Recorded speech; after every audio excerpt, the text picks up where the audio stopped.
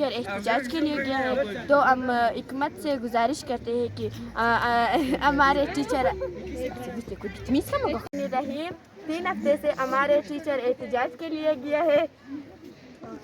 हमारे जो पढ़ाई है वो ज़ाया होती है, तो हमारी हुकूमत से गुजारिश है कि वो जो है हमारे टीचरों की जो है वो हल करे और हमारे पढ़ाई जो है वो आगे जारी रहेगी। तो हम स्कूल खाली आता थे, स्कूल से खाली आ जाते हैं।